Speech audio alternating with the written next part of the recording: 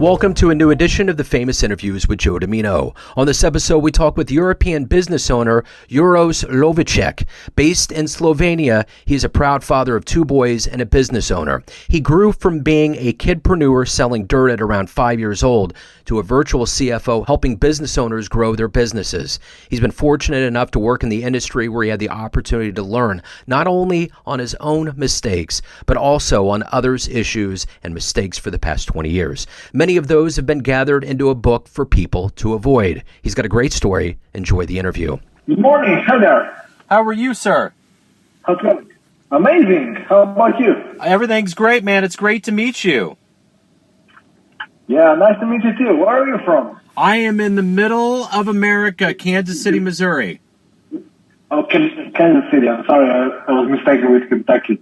Oh, yeah, no worries. Where are you at exactly? Yeah. I'm in Slovenia, Europe. It's Okay. like next to Italy. Okay, wonderful. Yeah, all of my ancestors came from Italy. They came from Naples. Really? Naples and Shaka, Sicily. Okay. Yeah, so we got a little bit in common there. Well, hey, man, it's great to meet you, and I really appreciate you taking a minute out for the program today. Of course. Of course. So, specifically, I guess, just because we've gone through this pandemic for the last 3 years and probably where you're located in the world, how did you survive COVID and how are you doing now that we're coming out of it? Well, actually, my business during COVID was pretty great because I started a fresh partnership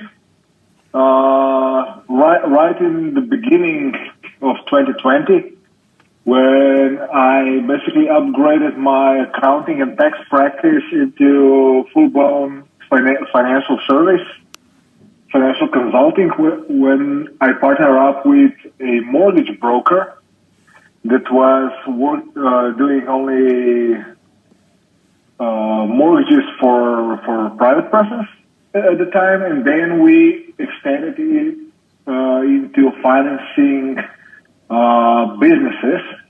And with COVID hitting the state, there was numerous of incentives coming out, either cheap loans with basically zero interest, or interest rate was either, I don't know, zero for real, or up to, let's say, 1% maybe. So we were doing a lot of loans. Everybody was needing money at the time because in the lockdowns they ran out of money really quickly. And of course, if businesses wanted to survive at the time, they needed money to go on to pay salaries for their workers, and therefore that was booming. At 2020, 2021, I probably dealt with about 100 or more projects just for financing. Wow. So let's get to the root of what you do exactly. I'm going to put you in front of a bunch of third graders at a career day. One of them asks you, what do you do for a living? How do you answer them? I help people grow their business and be happy in life. That would be like an answer for a third grader. So when you were in the third... I help people reach success with their own business. So when you were in the third grade, what did you want to be when you grew up? Okay, that's a fun question. As a third grader, I probably didn't have much idea what do I want to be. Like, general, I just knew what I want to have. I was always into cars, so that was basically it. I knew I wanted to have cars, so I need to do something that I would be able to afford those cars. But to be specific, I didn't really know what I want to be at the time. We had a company at home, so my father started a CPA or accounting firm. So that was kind of my destiny to succeed. So are you happy with what you're doing now? Extremely, yes. Excellent. So let's dig into a little bit of your history. Tell me where you were born and raised and how some of these seeds were planted into you to become who you are today. Yeah, so I was born in Yugoslavia at the time. A few years later, when I was 5 years old, Yugoslavia broke apart and a bunch of new countries were established at the time. So Slovenia was born. And with Slovenia becoming a, let's say, capitalist state, because as we all know, Yugoslavia before was a communist state, and running business as such wasn't really allowed to have private practice, and entrepreneurship was kind of born or introduced to Slovenia. So right at the time when I was 7 years old, 6, 7. My father established his company, accounting firm.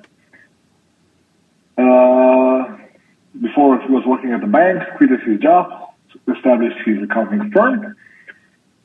And basically from my childhood on, I was seeing my father being a business owner. And therefore, I was never have that option in my mind that I will need to look for a job. So looking for a job was never a question for me, never an option. I was always thinking, okay, this is what I'm going to do, or I'm going to do something completely by myself. And one of the experiences was also looking at my father doing this entrepreneurial thing for him. At around 6, 7 years old, I decided to dig a hole one afternoon. I decided to dig a hole in our backyard, pack it in small PVC bags, and went around the neighborhood selling dirt for plants. This is what I decided to categorize my product. And I basically sold all my inventory that afternoon. Probably my unfair advantage was that I was a kid. So some people gave me money and let me keep the product. The others, of course, bought and probably threw it away because actually the dirt wasn't it's no use practically because the amount wasn't sufficient enough to do anything. But as a kid, I imagine this could be something that people would need to put some plants in it. Absolutely. Yeah. So who? No, go ahead. Yeah.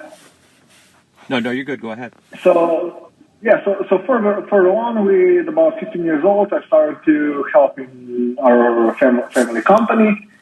But later on,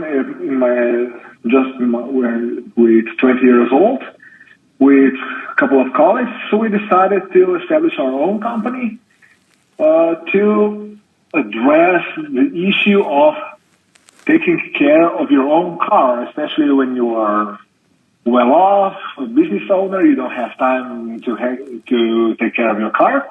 So we decided we're going to help people, take this burden away from them, and basically run car care logistics company. So we're going to pick a car at your office, home, golf course, wherever you are, and take it to, cleaning, tire changing, general maintenance, whatever it is.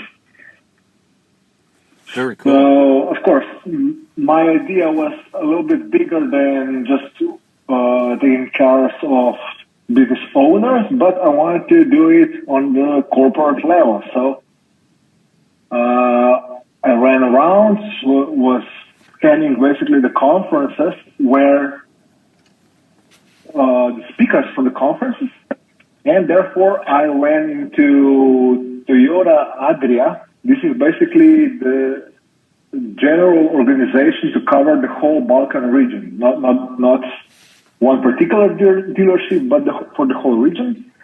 And after the whole show was over, I just approached and introduced myself and asked for a meeting. And therefore, I basically gained the position to be an outsourcing company for Lexus. So we were outsourcing a company to pick up vehicles from Lexus owners and brought those vehicles to the shop. Also, there's a couple other bigger companies that have fleets of cars to be taken care of, and business kind of started to pick up. But 2008 came with the crisis, and this was probably the first service that got cut, and everything went south, so we closed the company. I still stay in my family firm, went on with that. Later on, again, my tendency to run something for myself was huge. So I decided to open my own tax practice. So kind of distance myself from accounting to running taxes. And one thing led to another.